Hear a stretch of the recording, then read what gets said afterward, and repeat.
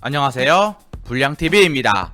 오늘 전해드릴 이야기는요, 악몽 같았던 2014 월드컵에서 한국 축구를 지탱한 거대한 기둥 에이스 손흥민의 탄생에 대한 이야기입니다. 2014 월드컵을 향한 여정은 시작부터 불안했습니다. 조광래 감독의 경질 이후 시한부 소방수로 투입된 최광희 감독은 전북 현대 시절의 성공 방정식을 대표팀에 이식하고자 했습니다. 최광희 축구 철학은 강한 피지컬을 바탕으로 한 성굵은 축구, 그리고 측면 미드필더들의 왕성한 활동량과 수비 가담을 전제로 했습니다. 한편 한창 분데스리가에서 주가를 올리고 있던 손흥민과 마찰음이 발생합니다. 손흥민은 폭발적인 스피드와 슈팅력, 공간 침투 능력을 갖춘 공격수였으나 최광희 감독의 기준에 체력적 완성도는 손흥민은 만족스럽지 못한 선수였습니다. 그런 와중에 2013년 3월 카타르와 월드컵 예선에서 손흥민은 경기 종료 10분 전 교체 투입되었고, 추가 시간에 손흥민이 결승골을 터뜨리는 일이 발생합니다.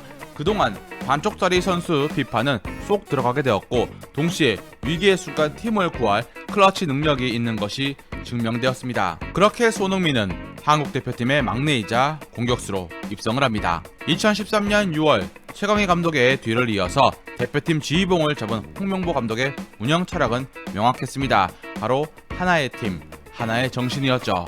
조직력으로 하나된 팀이라는 기조는 훌륭했지만 반대로 개인 기량이 뛰어났던 유럽파에겐 엄격한 잣대가 이어집니다. 그도 그럴 것이 2012 런던 올림픽 동메달 신화 주역들을 대거 중용하면서 원팀 정신을 외쳤기 때문입니다. 그중 레버쿠젠에서 분데스리가를 호령하던 손흥민도 예외가 아니었습니다.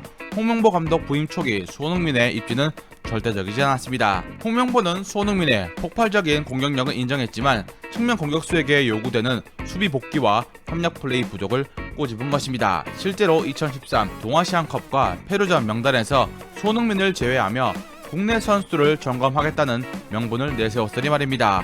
보통 동아시안컵이 국내파 위주로 뛰었으니 그러려니 했지만 2013 하반기 평가전에서 홍명보의 손흥민 길들이기는 계속되었습니다. 말리전에서 손흥민이 득점을 했음에도 홍명보는 재능은 뛰어나지만 팀을 위해서 더 뛰어야 한다는 따끔한 지적을 받은 것입니다. 손흥민은 이런 피드백에 불만을 표하기보다 더욱 자신의 발전 요소로 받아들이게 됩니다. 실제로 2013-2014 시즌 손흥민은 시즌 12골을 터뜨리면서 차범근 이후 28년 만에 유럽 빅리그 2년 연속으로 두 자릿수 득점이라는 대기록을 쓰며 스텝업을 한 것입니다. 이렇게 되자 홍명보 감독의 길들이기 전략은 소용없게 됩니다.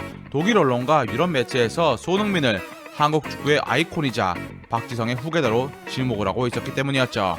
2014년 5월 손흥민은 월드컵 최종 엔트리에 포함이 됩니다. 본선 직전 열린 출정식 튀니지전 패배와 가나전 0대4 대패는 월드컵 불안감을 증폭시켰지만 패배 속에 손흥민의 활약은 빛났습니다. 그리고 브라질로 날아간 손흥민은 1차전 러시아전을 맞이합니다. 고온 다습한 쿠이아바의 날씨 속에서 손흥민은 한국 대표팀의 공격을 주도하는 크랙 역할을 수행합니다. 전반 초반부터 특유의 스피드로 러시아의 뒷공간을 파고들었죠. 홍명보 감독은 지지 않는 경기를 목표로 역습을 노렸습니다. 지금까지 한국 축구가 월드컵 1차전에서 소극적인 움직임을 보인 것과 다르게 당시 22살의 손흥민은 비록 골로 연결되지 않았지만 과감한 슈팅으로 한국이 웅크리지 않고 공격할 수 있다는 점을 상대에게 보여줬고, 우리 팀에겐 자신감을 심어준 슈팅이었습니다. 월드컵 첫 데뷔였던 러시아전에서 손흥민은 3번의 슈팅을 때리면서 팀 내에서 최다 슈팅을 기록합니다.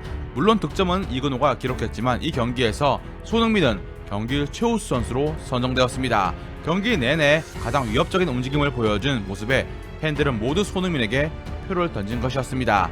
비록 골 결정력에서 아쉬움을 남겼을지 몰라도 월드컵 데뷔전에서 팀의 공격을 홀로 이끌다시피 한 퍼포먼스는 세계 무대에서 통할 수 있다는 가능성을 증명했습니다. 5일 뒤 열린 2차전 알제리와의 경기는 한국이 처음부터 1승 제물로 여기던 상대였습니다. 하지만 뚜껑을 열어보니 알제리는 기술과 피지컬 모두에서 한국을 압도했습니다. 전반에만 3골을 내주며 수비 라인이 완전히 붕괴된 상황에서 한국 선수들은 멘탈적으로 무너진 모습을 보였습니다. 그러나 하프타임 이후 단 한 선수만이 눈빛이 번뜩였습니다. 바로 손흥민이었죠. 후반 5분 손흥민이 만들어낸 만회골은 손흥민 개인 능력이 농축된 장면이었습니다. 기성용의 롱패스가 손흥민의 등 뒤로 떨어졌으나 감각적인 트래핑으로 공을 자신의 앞에 떨어뜨렸고 순간적인 방향 전환과 스피드로 알들이 수비수를 따돌렸습니다. 그리고 골키퍼와 1대1 상황에서 침착한 왼발 마무리, 손흥민의 생애 첫 월드컵 골이 터진 순간이었습니다. 하지만 손흥민은 세레머니를 하지 않았습니다. 득점 직후 골문 안으로 뛰어들어가 공을 주워 들고 하프라인으로 질주하며 동료들을 독려했죠. 아직 끝나지 않았다라는 무언의 화이팅이었습니다. 알다시피 경기는 결국 2대4 패배로 끝이 났습니다. 손흥민은 구자틀의 두 번째 골에도 관여하며 원맨쇼를 펼쳤으나 팀의 패배를 막지 못한 것입니다. 알제리전이 끝나자 손흥민은 펑펑 울었습니다. 패배의 슬픔을 넘어서 자신의 득점 기쁨보다 팀의 패배에 대한 분함, 그리고 새벽부터 응원해준 국민들에 대한 죄책감이 뒤섞인 책임감의 눈물이었습니다. 영국 언론에선 형편없는 한국 수비진에 혹평을 했지만 손흥민만큼은 완패 속에 홀로 빛난 에이스로 평가받았습니다. 1무 1패로 조별리그 탈락 위기에 몰린 한국은 3차전 벨기에와 만나게 됩니다. 16강 진출 경우의 수를 계산을 한다면 벨기에를 상대로 대량 득점이 필요했습니다. 반면 벨기에는 이미 16강을 확정짓고 로테이션을 가동했죠. 아자르, 루카쿠, 콤파니 같은 핵심들은 벤치에 앉았고 미랄라스, 야노자이, 펠라이니가 나온 것입니다. 앞선 두 경기에서 전력을 다해 뛰었던 손흥민은 지친 기색이 역력했습니다. 게다가 벨기에 수비진은 손흥민을 경기 대상 1호로 지목하고 집중 견제까지 했습니다. 경기의 흐름을 바꿀 수 있었던 결정적 장면은 후반 13분에 나왔습니다. 손흥민이 벨기에 수비수를 두고 시도한 예리한 크로스성 슈팅은 크로스바를 강타하고 튀어나간 것입니다. 그리고 후반 28분 홍명보 감독은 손흥민이 체력이 다 되었다고 판단해 지동원과 교체시킵니다.